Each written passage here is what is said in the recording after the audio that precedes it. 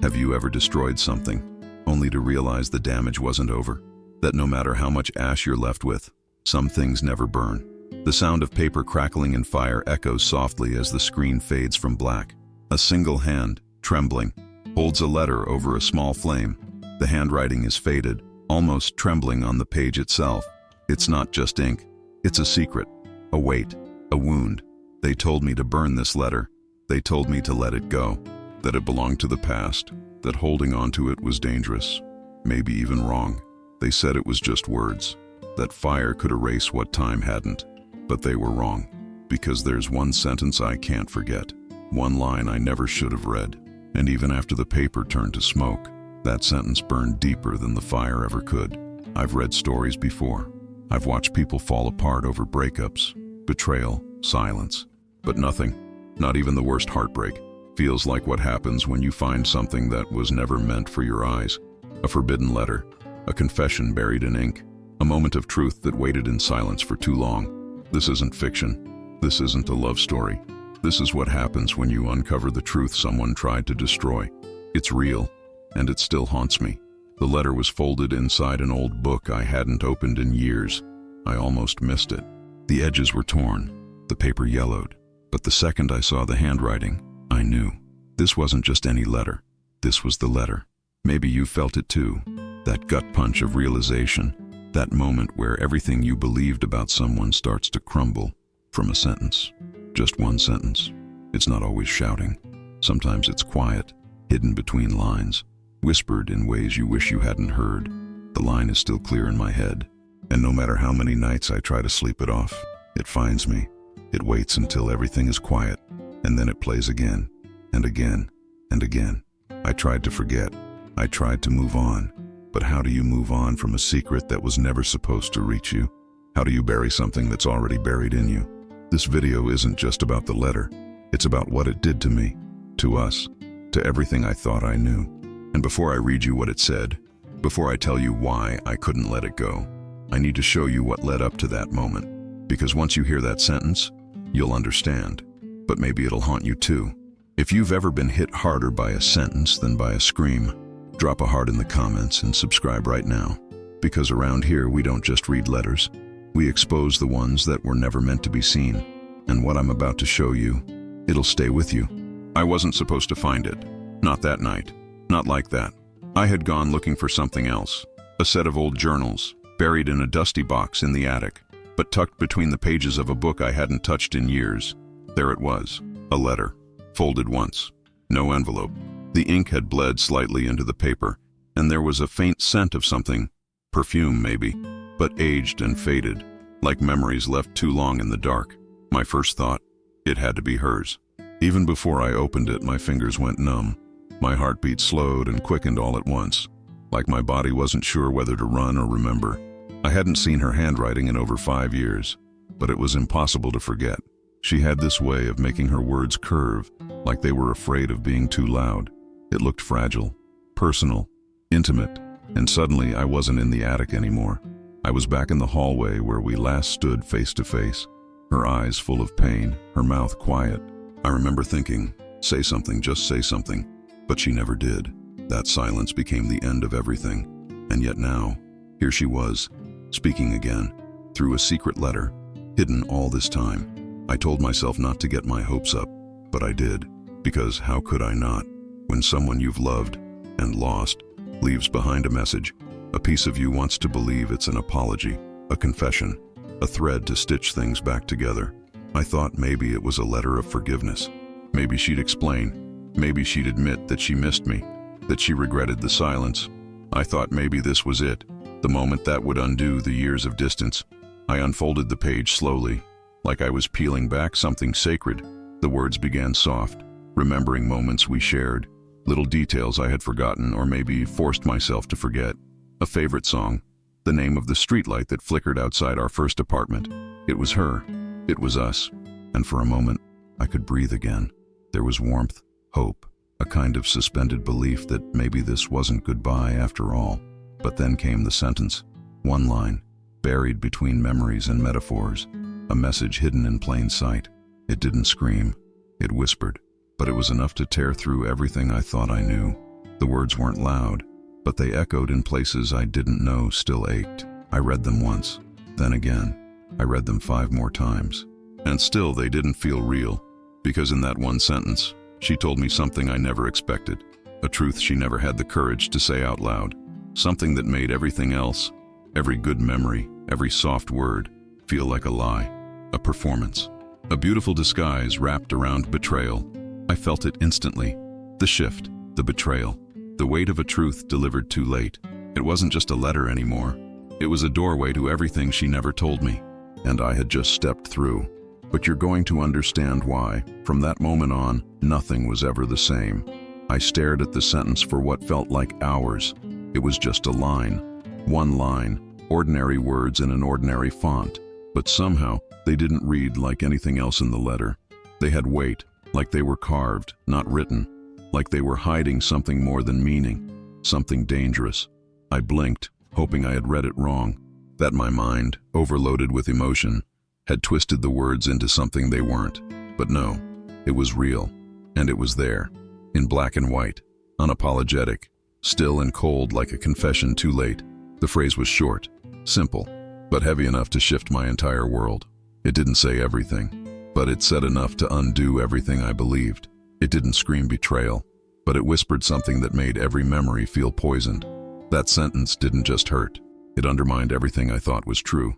Every time she told me she cared, every soft glance, every late night, "I'm here," all of it, reinterpreted in an instant, because of one sentence, a line that broke the timeline of my life into before I knew and after I read. My hands began to shake. I don't know if it was fear or rage or the shock of finding something I was never meant to find. My throat dried up, my stomach turned, and my brain, it just kept replaying the words over and over again, like some kind of twisted mantra. I tried to distract myself. I tried to forget, but the more I tried to push it down, the louder it got. A phrase like that doesn't go away. It latches onto you. It becomes a part of your bloodstream. You hear it in traffic, in the shower, in dreams, and eventually, in silence. It wasn't just about her. It was about what it said about me, about who I had been in that relationship, about what I had chosen to believe, about what I had chosen to ignore. That's the thing about words that hurt. They don't just land once. They land again and again, every time your mind drifts to the past. And this wasn't just any past. This was the kind of past that built who I became. And now, I had to question if the foundation was ever real at all. I never confronted her.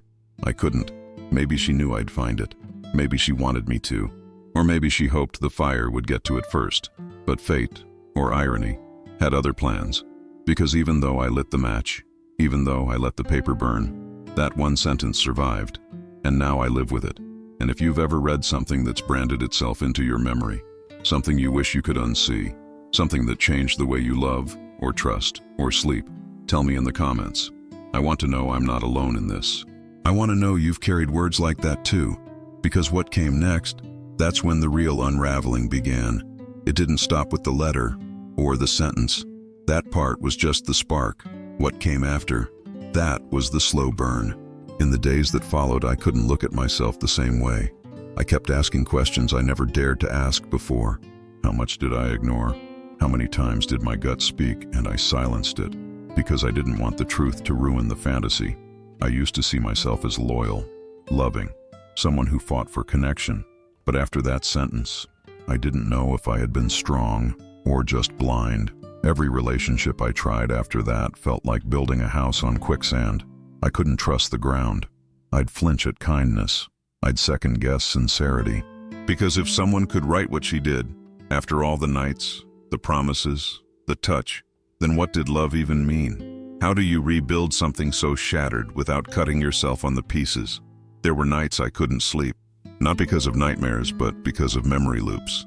That sentence, those words, circling my head like a song you can't turn off. I'd hear the sound of the letter falling from my hands. I'd feel the paper against my skin, dry and soft, but heavier than it should have been. I'd taste the bitterness in my mouth, that strange mix of tears and disbelief. I remember walking past places we used to go and feeling like a ghost. I was there physically, but emotionally, I was elsewhere, trapped between the man I was before that sentence and the man I had to become after. It was a strange kind of grief. I wasn't mourning her. I was mourning the version of me who still believed her. But something else began to grow in that silence. Not overnight, not cleanly, but eventually. Perspective. When you're forced to face the truth, raw, unfiltered, and written in ink, it leaves scars. But sometimes those scars are where the new skin grows strongest. I started to realize that the sentence didn't just destroy something. It revealed what was already broken. It didn't create betrayal. It uncovered it. That was the beginning of a brutal kind of healing. The kind that doesn't come from closure, but from confrontation. I had to sit with the discomfort, relearn myself, let go of the image of the relationship I had been holding on to like a story I couldn't stop rereading. I had to burn the narrative down, not just hers, but mine too. And from the ashes, something started to rise. Not peace, not yet, but awareness. And that's where real emotional healing begins. When you stop blaming the letter, when you start owning your part in believing the lie, that's when the ashes start to become soil again.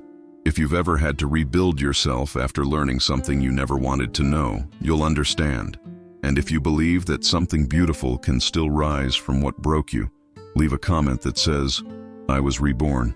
I want to see how many of us are done surviving and ready to start becoming.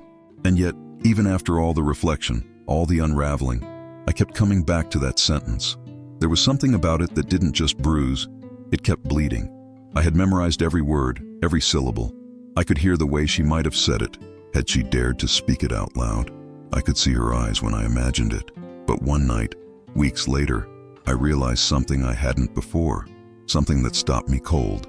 The sentence wasn't just a confession.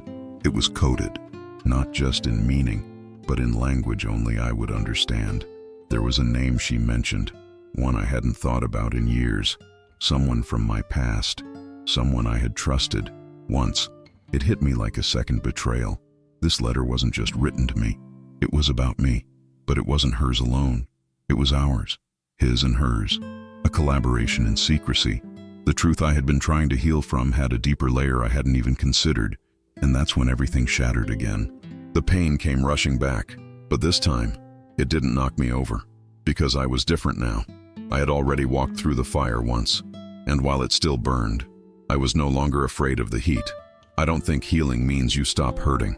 I think it means you know what to do with the hurt. You carry it, you use it, you let it teach you.